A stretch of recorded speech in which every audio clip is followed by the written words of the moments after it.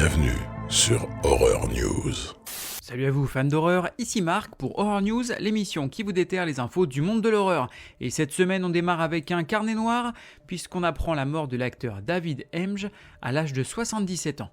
Il avait notamment incarné le pilote d'hélicoptère dans le film Zombie de George Romero.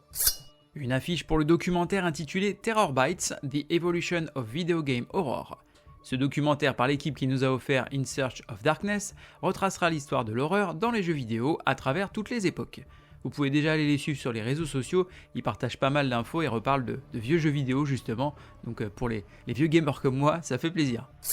Une bande-annonce pour le jeu vidéo Vampire Therapist, dans lequel vous incarnerez un psychologue devant aider plusieurs patients vampires venant de différentes époques, le tout avec un ton humoristique dans la lignée de la série What We Do in the Shadows. Si ça c'est pas du high concept, sortie prévue sur Steam, donc sur PC, le 17 juin. La société Trick or Treat Studios vient de dévoiler sa nouvelle collection de magnifiques masques pour Halloween 2024 et on pourra y retrouver les masques de L'Exorciste, Beetlejuice, Chair de Poule, Thanksgiving, Génération Perdue, Fantasme, SOS Fantôme ou encore The Crow. Une bande-annonce pour la série en 8 épisodes intitulée Constellation sur Apple TV+. On y retrouvera l'actrice Noomi Rapace, incarnant une astronaute de retour sur Terre après un fiasco spatial, et qui va tout faire pour retrouver des morceaux de sa vie qui semblent avoir disparu. Sortie prévue le 21 mars sur Apple TV+. Fans de Chair de Poule, levez-vous. Un grand classique de la collection, à savoir le masque hanté, va être adapté en comics. Le roman original suivait une jeune fille qui trouvait un masque parfait pour Halloween, mais ce dernier n'est peut-être pas ce qu'il semble être. Sortie prévue le 3 septembre aux US. Une bande-annonce et une démo sont dispo pour le jeu vidéo intitulé Earl vs The Mutant. On nous promet un mix entre Vampire Survivors et Mad Max, dans lequel vous incarnerez un exterminateur chargé de sauver l'humanité face à des vagues de mutants. Sortie prévue cette année sur PC via Steam. Une affiche se dévoile pour le film Lisa Frankenstein. Dans cette adaptation très libre du classique de Mary Shelley, on suivra une adolescente faisant revenir à la vie un jeune homme d'un autre âge, avant d'essayer de le transformer en l'homme de ses rêves. Sortie prévue le 9 février aux US. Une bande-annonce pour le film intitulé Immaculée.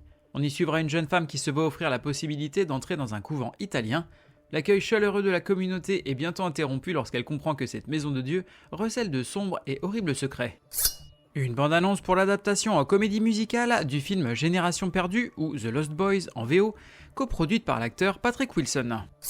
Un nouveau film Jurassic World serait en cours d'écriture par le scénariste des deux premiers Jurassic Park, David Koepp. L'histoire nous emmènerait dans une nouvelle ère jurassique et pourrait sortir en 2025. Une bande-annonce pour le film d'horreur psychologique intitulé Stop Motion. On y suivra Ella, qui travaille dans le domaine exigeant de l'animation image par image, et elle officie dans l'ombre envahissante de sa mère, star de la discipline désormais incapable de mener un projet à son terme. Un événement funeste va pousser Ella vers une autre forme de création. Sortie prévue le 23 février au cinéma US et le 31 mai sur la plateforme Shudder. Le film Godzilla Minus One continue son épopée et est maintenant nominé dans 12 catégories aux Academy Awards japonais, dont celle de meilleur film. Le film est également nominé aux Oscars dans la catégorie meilleurs effets visuels. Il est toujours disponible dans nos cinémas jusqu'au 31 janvier. La série Wolfpack, spin-off de la série Teen Wolf, est annulée après seulement une saison en répercussion des grèves d'Hollywood de 2023. L'actrice Sarah Michelle Gellar, au casting, signait ainsi son retour au genre. La plateforme Netflix vient d'acquérir les droits de diffusion d'un film qui a fait sensation au dernier festival de Sundance et intitulé It's What's Inside. On y suivra Cyrus qui convainc Shelby d'assister à la fête prénuptiale de son vieil ami Ruben et retrouve ainsi ses copains d'université. La tension monte lorsqu'un ancien camarade de classe arrive avec une mystérieuse mallette. Une belle reconnaissance pour le cinéma de genre français, puisque les films Vermine, Le règne animal et Vincent doit mourir sont nommés au César, notamment dans la catégorie meilleur premier film pour Vincent doit mourir et Vermine, et dans la catégorie meilleurs effets spéciaux pour Vermine. Une nouvelle démo pour le jeu vidéo FPS d'horreur cosmique, intitulé Luna Abyss. On y suivra les aventures de Fawkes, un être détenu sur Luna, coincé entre une prophétie cryptique et sa peine de prison. Sortie prévue sur PC, PlayStation et Xbox. Une bande-annonce pour le film adaptant le classique Alice au Pays des Merveilles en version horrifique et intitulé Alice in Terrorland. On y suivra une adolescente récemment endeuillée qui va vivre avec sa grand-mère dans une maison isolée dans les bois, ignorant que de sinistres forces se cachent à l'intérieur. L'acteur Doug Bradley, notamment connu pour avoir joué Pinhead dans Hellraiser, rejoint le casting du film d'horreur indépendant intitulé The Demonatrix. On y suivra une dominatrice qui va accidentellement invoquer un démon incube et va devoir faire équipe avec un prêtre pour le renvoyer en enfer. Tout un programme. La production devrait démarrer en 2024. On savait que l'acteur Michael B. Jordan et le réalisateur Ryan Coogler, notamment connu pour Black Panther, préparaient un film d'horreur, mais on vient d'apprendre qu'il s'agirait d'un film de vampire avec un budget d'environ 90 millions de dollars. Les studios Sony, Warner et Universal seraient en pleine bataille pour acquérir les droits. La scénariste Diablo Cody, notamment connue pour avoir scénarisé Jennifer's Body, a confié lors d'une interview récente, à l'occasion de la sortie du film Lisa Frankenstein qu'elle scénarise, qu'elle aimerait beaucoup écrire et faire réaliser une suite à Jennifer's Body. Rappelons que le film avait fait un flop autant critique que commercial lors de sa sortie en 2009. Les dieux d'Hollywood entendront-ils son appel ? Êtes-vous convaincu à présent que M. Dandridge n'est pas un vampire ? Côté cinéma, on va avoir Amelia's Children.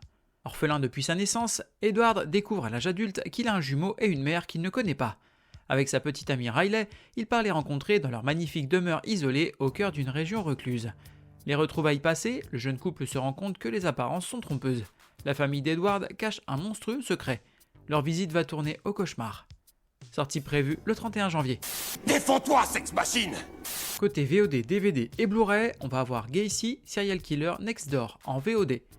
Un biopic sur la vie du tueur en série John Wayne Gacy. Sortie prévue le 30 janvier. Blue Holocaust chez ESC en DVD et Blu-ray. Combo DVD plus Blu-ray ou édition Vidéo Club. Lorsque sa fiancée meurt des suites d'un rituel vaudou, le monde de Frank s'écroule. Refusant d'y croire, il se sert de sa passion pour la taxidermie pour embaumer le corps de son ami et la garder auprès de lui.